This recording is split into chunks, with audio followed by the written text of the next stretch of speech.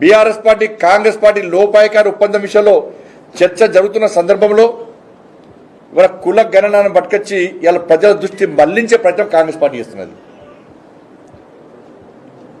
అరే కేసీఆర్ ప్రభుత్వం ఉన్నప్పుడు మాత్రం సకల జనుల సర్వే నేను ఆ రోజు 100 స్పీడ్ అయిన హైదరాబాద్ కనిపారు. ఈ సర్వేలో పాల్గొంటేనే తెలంగాణ లేకుండా కాదట. ఇట్లా సెంటిమెంట్ అగిలిస్తే ఉన్న వాళ్ళందరూ పోయి స్వచ్ఛందంగా సర్వేలో పాల్గొన్నారు. ఆ రిపోర్ట్స్కి పోయి కింద సంఖ్యలు పెట్టడం కూర్చున్నాడు. ఎవరికి ఇస్తున్నాడు? అది ఏ లాకాల్లో పెట్టిండో మరి. అది ఆ రోజు కేసీఆర్ ఏం రిలీజ్ చేసిండు? అలా సకల జన సర్వే చేస్తే సమగ్ర కుటుంబ సర్వే చేస్తే 51% బీసీల పర్సంటేజ్, 51% బీసీల పర్సంటేజ్, ముస్లిం కలపలే.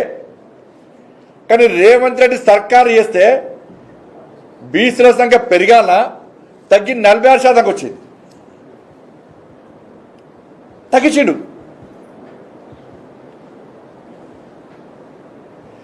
ముస్లిం 10% ముస్లిం కలిపి బీసీలో కలిపాడు. ఎవరయ్యా జాగిరి? అసలు ఈ కుల గణన అనేది బోకస్. మీకు ఇలా ఎన్నికల కమిషన్ ముఖ్యమైన విషయం ఏంటంటే, ఎన్నికల కమిషన్ ఓటర్ లిస్టును మొన్న ఎంతమంది ఓటర్లు ఉన్నారో మొన్న బహిర్గతం చేసింది. ఎంతమంది ఓటర్లు ఉన్నారు తెలంగాణ రాష్ట్రంలో? 3,34,00,000 మంది ఓటర్స్ తెలంగాణ రాష్ట్రంలో ఉన్నారు. 3,34,00,000 మంది ఓటర్స్ తెలంగాణ రాష్ట్రంలో ఉన్నారు. కానీ కాంగ్రెస్ పార్టీ ప్రభుత్వం పాపులేషన్ ఎంత అన్నది? 3,70,00,000 అన్నది. ఓటర్లేమో 3,34,00,000 అట. ఎలక్షన్ కమిషన్ ఇస్తుంది. ఇలా పాపులేషన్ మాత్రం 3,70,00,000 అట. ఇది అంటే ఎంత తేడా ఉంటుంది?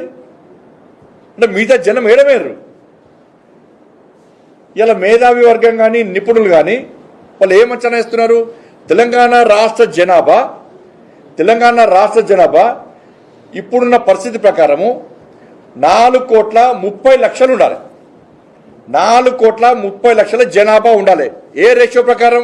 ఎలక్షన్ కమిషన్ 3,34,00,000 మంది ఓటర్స్ ఉన్నారని చెప్పి ప్రకటించిన తర్వాత ఆ రేషియో ప్రకారము 4,30,00,000 మంది జనాభా ఉండాలి.